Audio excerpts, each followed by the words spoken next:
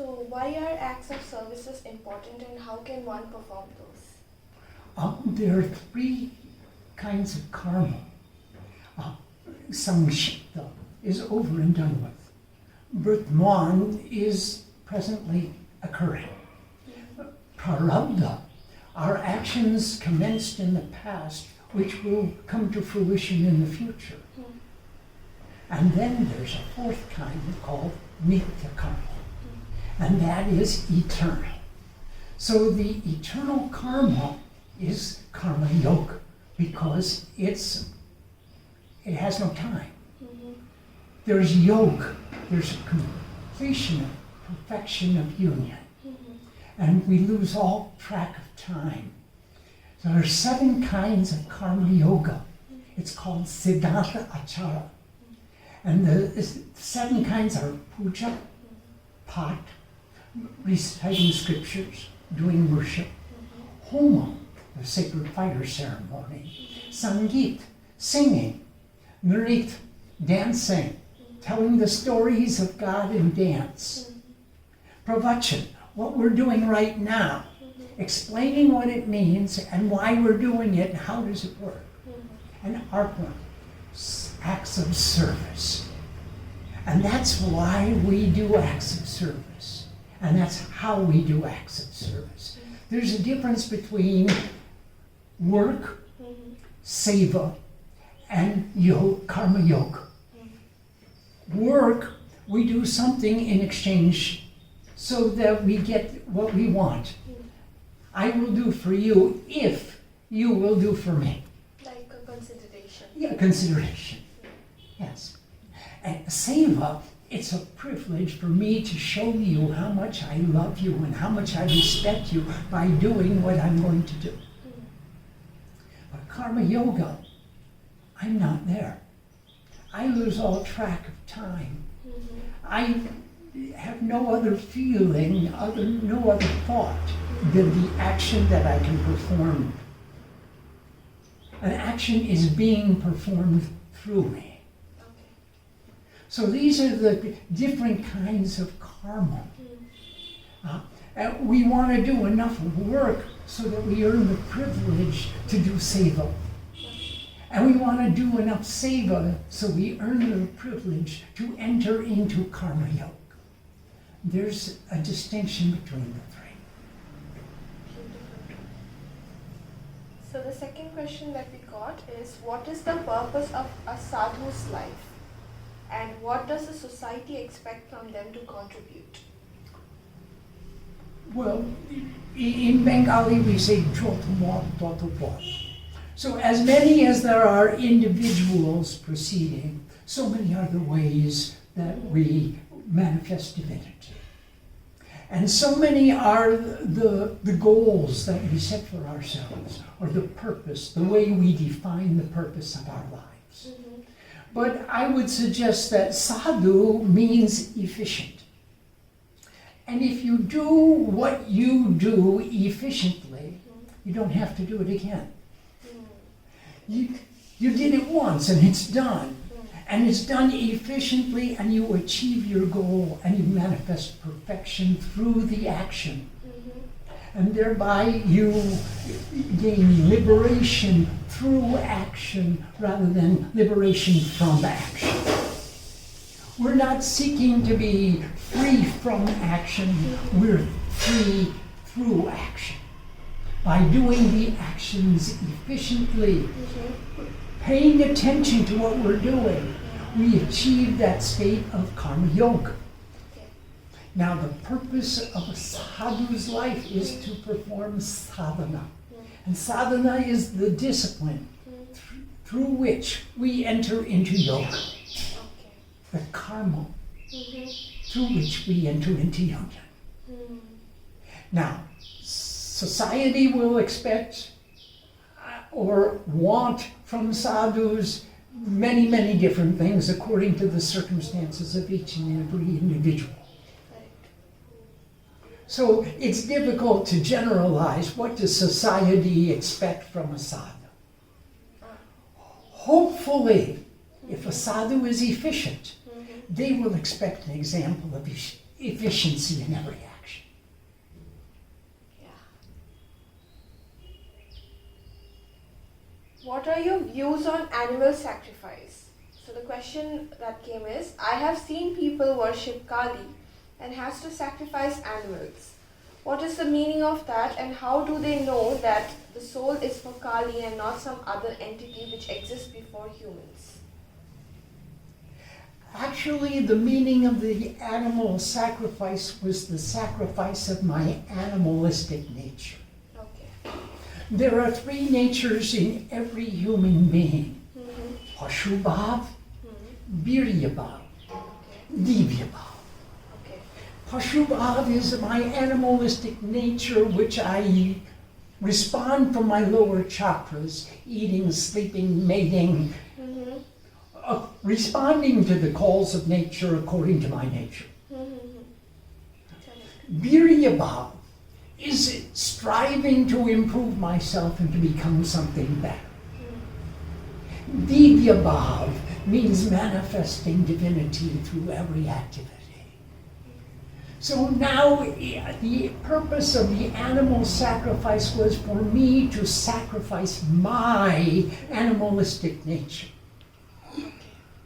Now, it became more conceptually, it was easier to sacrifice another's life than to sacrifice my own. Yeah.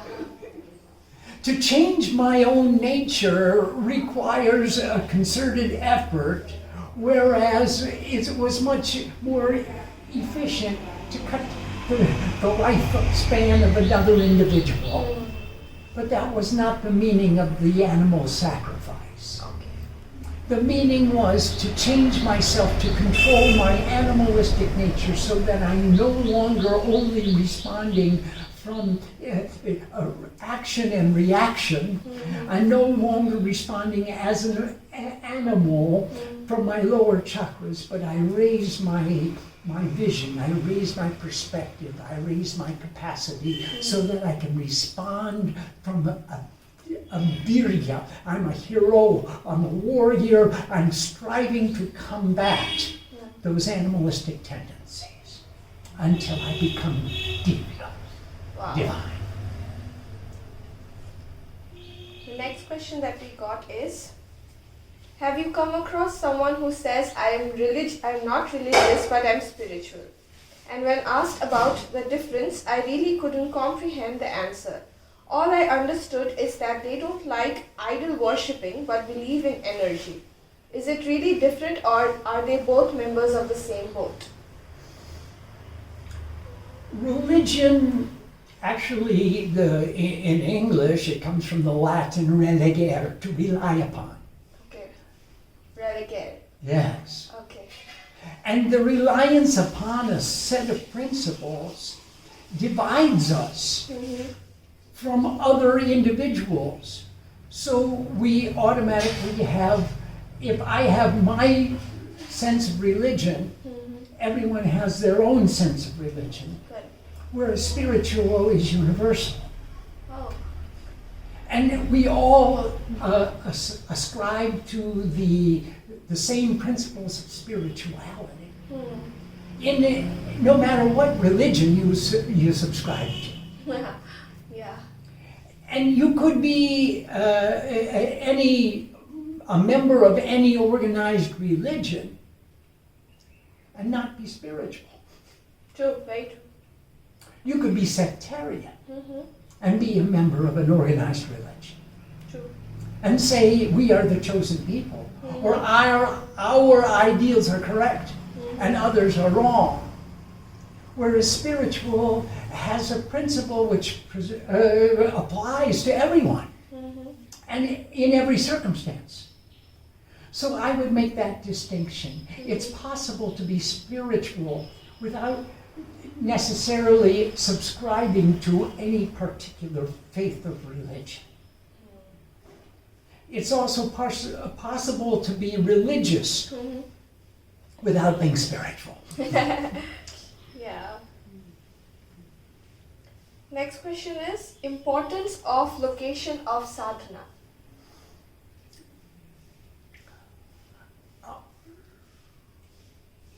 When we plant a new sapling, a new tree, we put a barrier, a fence around it to protect it from the animals that will come to, a goat may come to nibble on it, or a cow may step on it. So if we put a little bit of protection around it, that tree, that sapling can grow into a tree. Yeah. And when it sinks its roots deeply, you can tie your elephant to it and never have a second thought. Yeah. If we perform sadhana, our spiritual discipline, in a location where others have performed their spiritual discipline, then the chances are that I am doing the same thing that was done in the past, in the same way, in the same location, with the same feeling, with the same bhavana. And I feel myself entitled to the same fruits. Wow. And so it enhances. Now, when we are fixed in our sadhana, and we no longer need the protection of the fence, we sink our roots deeply. We could sit in any living room. We could sit on the bank of the river. Okay. We could sit in the railway station and do our sadhana and still achieve the same depth of understanding, the same realization, the same spiritual experience. Very beautifully said. Next question that we got is, why do some sadhus consume weed? Does it mean that when they say what they say can just be a reaction of the drugs that they are consuming? There was a reference to the consumption of soma in the Vedas. Yeah. Yes. And the somras is really the nectar of devotion. When we are consuming the nectar of devotion, we become effervescent. We become effulgent. We become alive with the nectar of devotion. It just brings us to a point of focus. You only pay attention to the things that you love. And if you are devoted, you're totally in love. So then you get to enhance the quality of the attention that you pay. Okay. Now, this was the prescription that was given to us by the rishis. In modern day, it became sadhus take intoxicants for the same reason anyone else does. Okay. To become intoxicated. Okay. So that they forget the world. So they forget their bodies. They forget. It's different to take intoxication in order to forget than it is to take the nectar of devotion in order to remember. There's a big difference. And each of us will make our decision ourselves, our choice. Which do we want to consume? Do we want to become intoxicated to forget what we don't want to remember, or do we want to become inspired to remember that which we want to focus on?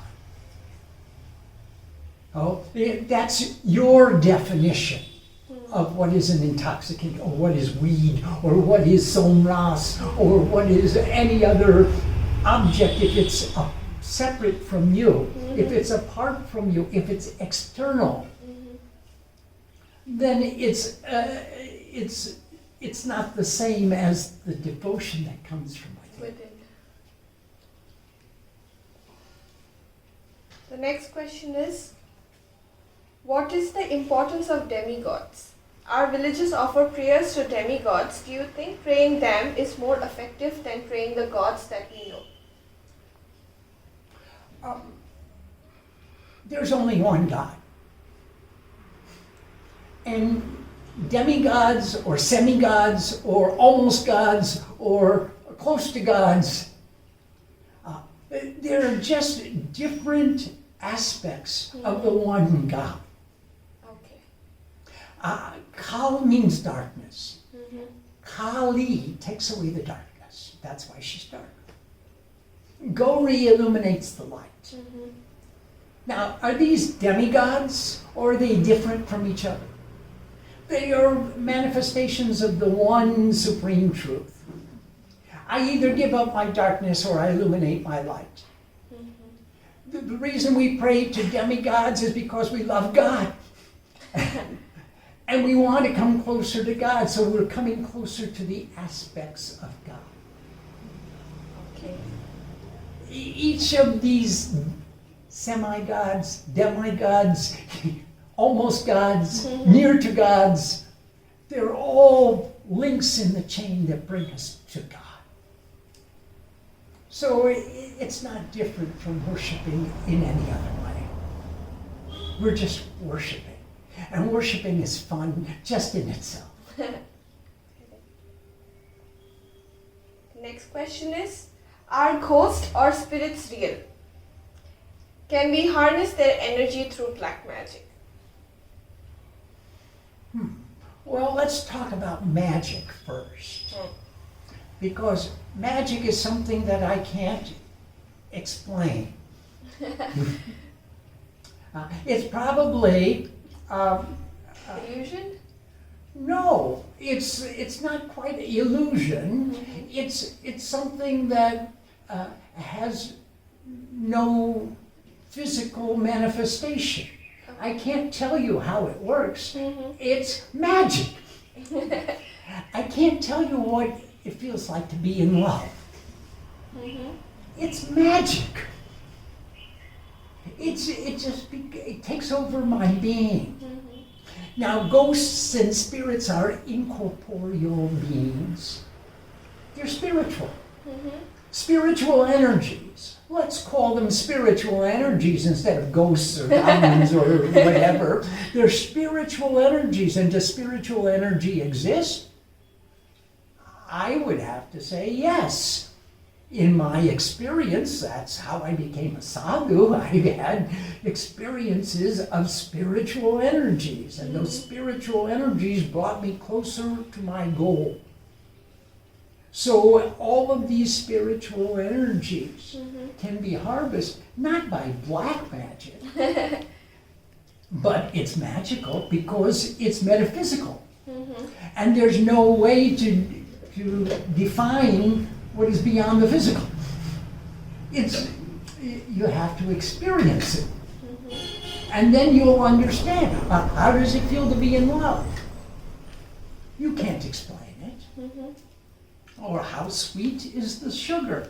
Yeah, the percentage. Yes. Next question is, I think it is related to this question only. Who is a tantric and why do they harm people by doing crafty magic? Tantra means to weave, like the warp and the woof of a cloth. You weave the threads together. It means to synthesize. It means to put together all the disciplines that we've learned. And Tantra doesn't mean to harm people. We don't weave together a tapestry to harm people. We weave together to clothe them, to improve their lives. So we synthesize all of our knowledge. When we study Sanskrit, we study vyakaran, grammar, ucharan, pronunciation, darshan shastra, the philosophy, jyotish, when to do which puja, for what purpose, padoti. We weave together asana, pranayam, mudras, kriyas, various, all the disciplines that we learn in sadhana, we weave them all together to make our puja padoti. That's what Tantra means. And it's not to hurt other people. Now, some people are motivated by worldly gain, and they say, I will change your karma by my actions. in exchange for, give me something. And this has become something called Tantra. Okay. I will harm other people, I'll destroy your energies and clear your path so that you can achieve what you want to achieve because of my capacity, my talent, my skill in propitiating the gods. We think this is foolishness. This has nothing to do with religion, and it has nothing to do with spirituality. Okay. This is just plain business. Their choice. Their choice. Next question is, does it mean insulting my own religion if I choose to practice another? No. No. In fact, the more we learn about other religions, the greater and the deeper is the understanding that we cultivate of our own religion. It is never an insult to learn. It is never an insult to learn. It is the highest respect. The greatest respect I can show to my grammar school teacher is to pass high school. And the greatest respect I can show to my high school teacher is to graduate from college. And the greatest respect I can show to my religion is to learn about other people's religions and get greater insight into my own religion. Wow. Beautiful. It is beautiful. It doesn't mean I'm abandoning my religion, I'm insulting my religion. I am respecting it and understanding it and going deeper and deeper and seeing how my religion is one with all other religions too. And how can we harmonize and unify all the religious people of the universe and become spiritual? Universal. Universal.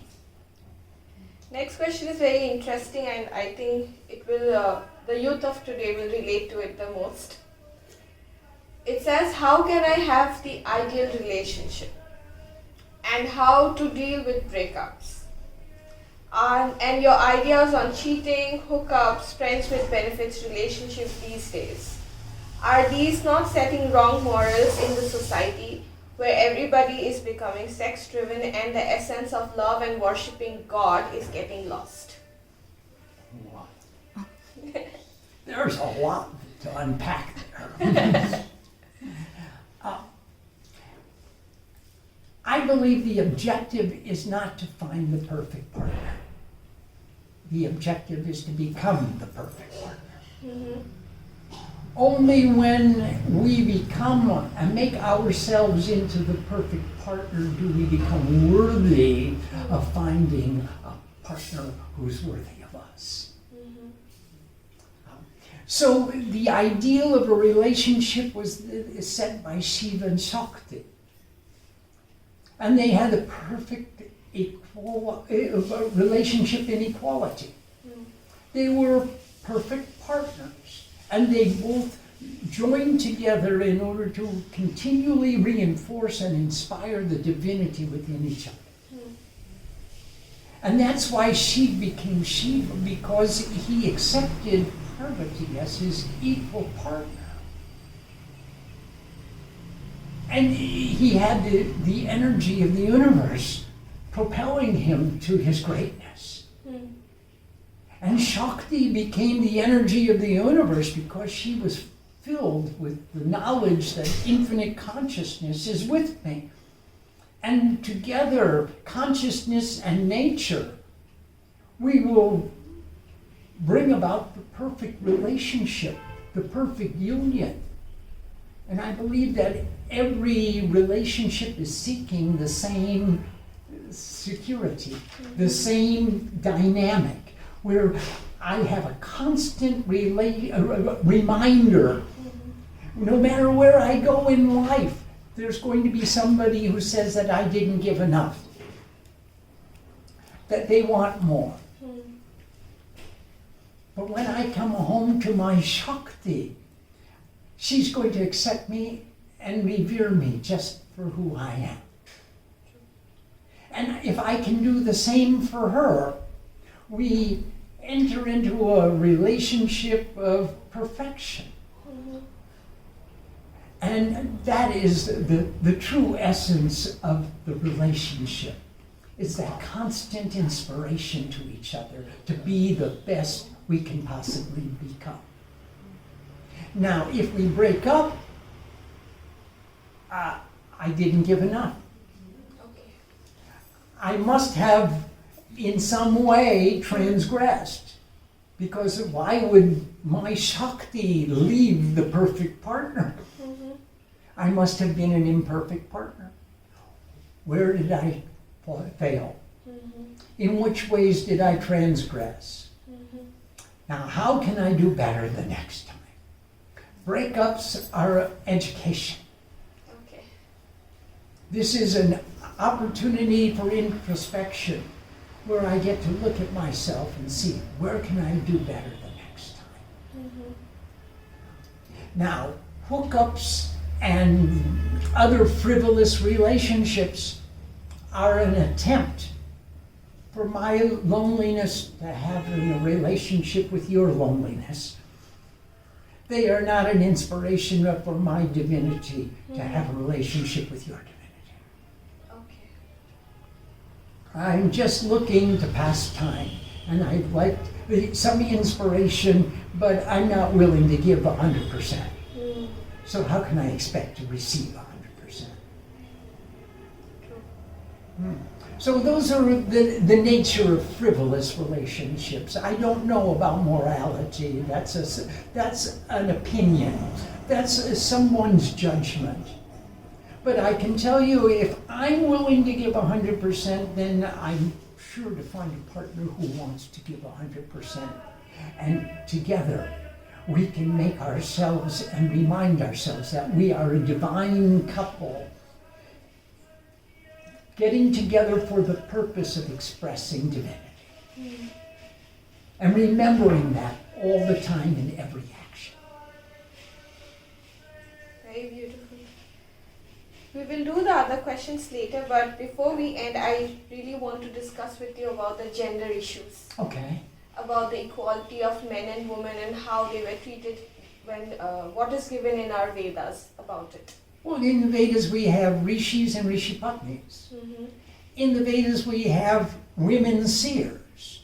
There are so many famous women seers who defeated the men in debate, who won accolades from all the population for their knowledge and for their inspiration. They even became goddesses. We worship the gods and the goddesses. True. In fact, in the Hindu Dharma, there is only 3 brahmacharis. All the rest of the gods and goddesses are married. There was Bhishma, Hanuman, and who was the third? I forgot. One more. And all of the gods and goddesses had partnerships to remind them that they're gods and goddesses. Now, today, because of society and actually our history, it became something less than that.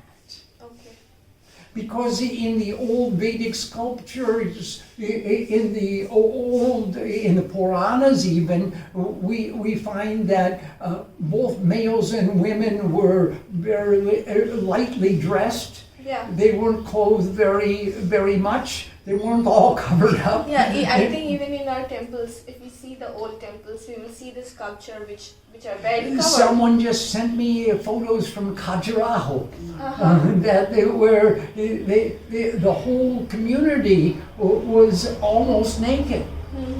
And these were not considered to be profane, or they weren't pornographic. This was the standard of the society. Actually, it was a period of time during the Muslim occupation where women were not safe, And so they started covering up more and more and more. And now we are breaking ourselves free from after the Muslim came the Victorian era, where modesty, covering up was considered a standard of modesty. But it didn't mean that women were relegated to a lower position. Not in the least. We have many temples honoring women and honoring goddesses and honoring the nature of women. For example, like Kamakya Temple, Kamakshi. Many of the temples, they honor women in all of their nature, in all of their glory. And they don't say that anything is profane or anything is off limits. It's to be regarded with the highest respect. When a young girl began her menstruation, then they made puja. It wasn't something that she should hide or feel